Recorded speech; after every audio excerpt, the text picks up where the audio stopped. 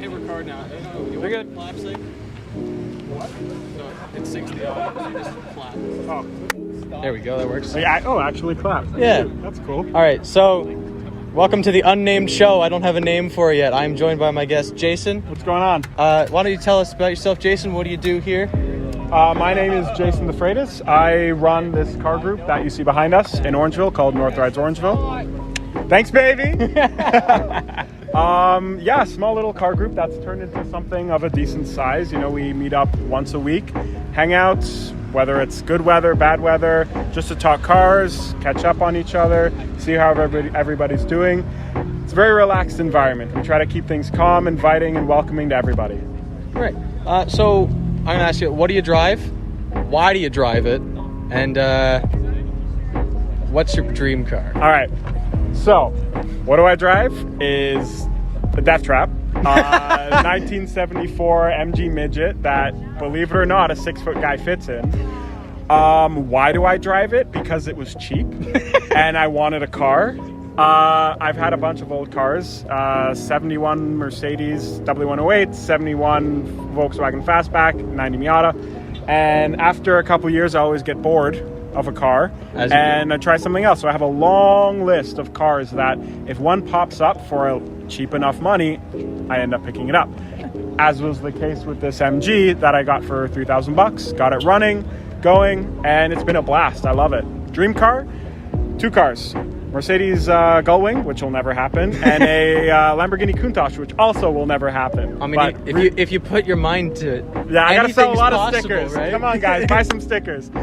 Realistic dream car, air-cooled 911. Ah, You know, nothing fancy. 2.7. our camera guy really likes that one. That's right. Yep. Must be 1990s RWB. Oh well, I sat in one once. You know, it's fun. Oh. But, guy who bought my Mercedes had an RWB. Really? Yeah, That's really cool. Show you the picture after. For sure. Yeah. But yeah, that's the list of cars I'd like to own. Right now I'm down here, so you know, only up. Only when you up. start at the bottom, you can only go up. For sure. So you got some things to say to the people who join the car group, car meets, car scene, whatever, specifically about these ones, because I know some shit's happened.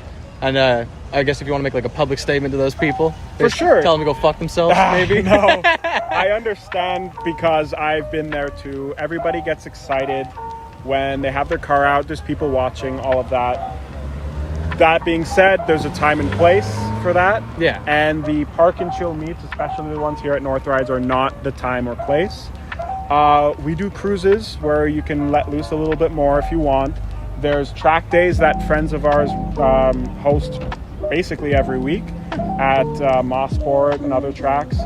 For people that are new to the car scene, it doesn't matter if you have your mom's SUV or minivan or you don't feel like your car is a showstopper. It doesn't matter.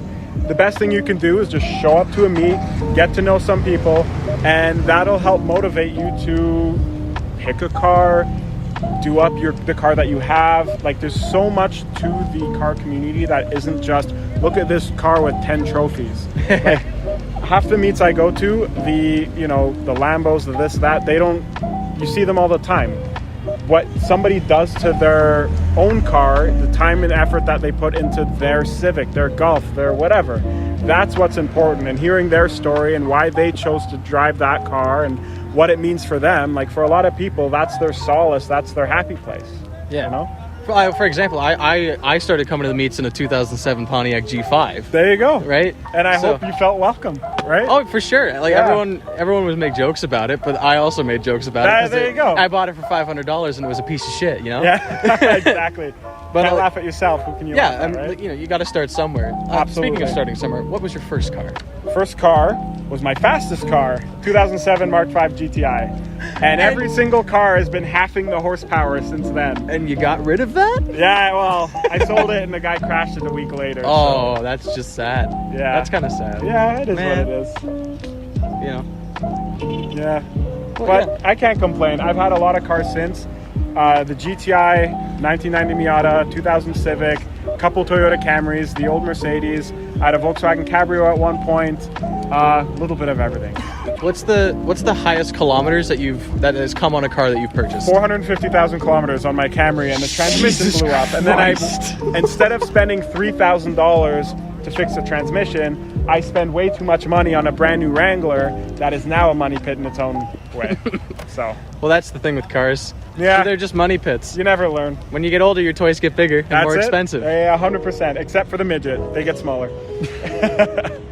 Well, MG gets smaller over time, I guess. That's it. You know. What's your worst experience with a car manufacturer or like event? It's car manufacturer. Not directly, but my parents bought a brand new C43 AMG that Mercedes-Benz of Peterborough hid $20,000 worth of flood damage and sold it as a clean title. Oh no.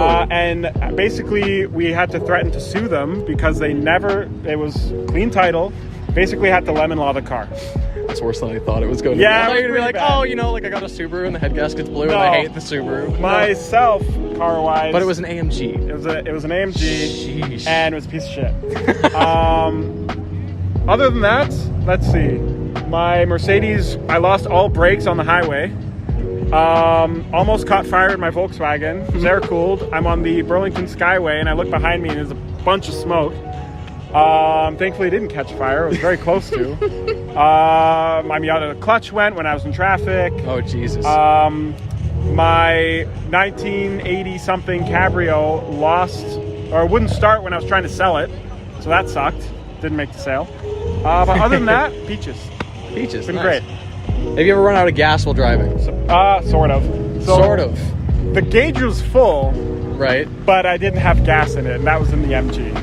So, Oh, yeah. I was problem like, car. man, I get great mileage, and then it didn't happen. So, yeah, I've run out of gas trying to pick this thing up. oh, fair My enough. G5. Oh, yeah. Yeah, that was great. What would be the craziest car you've seen at this meet specifically? Like this the meet? most wild out there car, or highly modified, or like just That Lexus crazy is pretty concept. nuts. Oh, yeah, Like, it is on its nuts. We've had a Lambo show up, which is cool. A friend of ours his dad has a Countach and is hopefully bringing it by the end of the season. So we'll see. Hopefully, I'd like to get a picture of that. Absolutely. That'd be nice. There's a GT6, Triumph GT6, which is up my alley, which is pretty cool. But every meet there's something new. We had a couple Vipers. We had a regular that's a Viper. Yeah. So a bit of everything. Bit of everything. That's nice. If you could have, I'd say 3 cars. You got your dream car. We obviously know what that is already. Your daily, and your project. All right. Mercedes G-Wagon 6x6 because why not? If you're gonna daily something, daily Park Avenue, I guess. I don't know.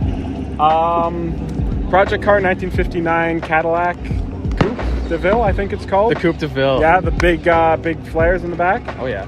And the dream car would be flip a coin, Countach or Gullwing. Our camera guy didn't like the Coupe de Ville. What do you got to say to that? You shook your head at the Coupe de Ville.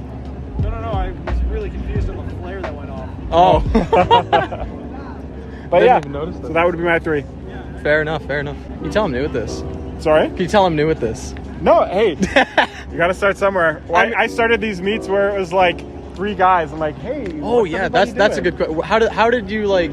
I've been told that you didn't start the meets, but you picked them back up. So I how'd that- started how'd the that- meets in 2015 right. and stopped them. Life got too busy, couldn't do it anymore. And then a few people were meeting up at the mall, and some of them reached out and asked if I could kind of, make a push. So I started the Instagram account and started posting. I make stickers, hoodies, all that to try and make it more of a community that you can feel a part of. Because your typical meet is cool, but when you feel like you're a part of a community, I think there's something to that. For sure. Yeah, I did that at County Court. Yeah, there you go. Only other person there that was part of Northrides. That's hilarious. I know. Small world. Yeah, Small it is. So if people want to learn about the meets, learn about yourself, where can they find you?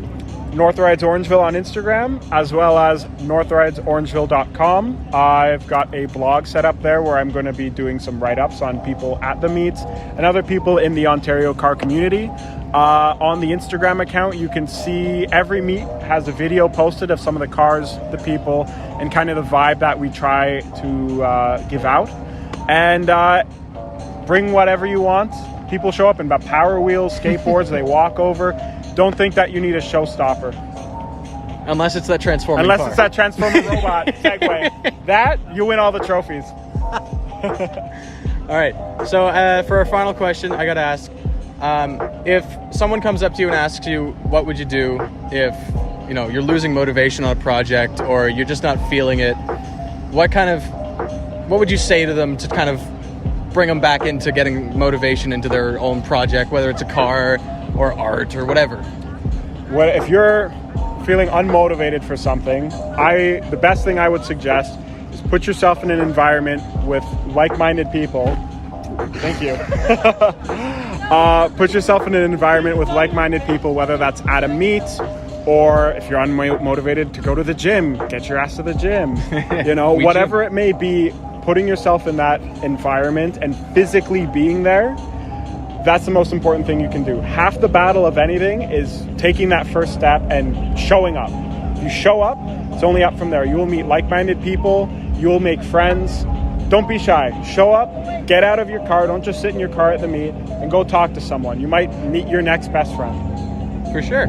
That's how I met our camera guy. There you go. Yeah, I was bad about this too. Yeah, that's true. I was fed lies and deceit about you. All right, well, thank you, Jason. Absolutely. We can find you on your Instagram and your blog. Sounds good. All right, thank you very much. Absolutely. Enjoy the rest of the Pleasure. meet. Take care.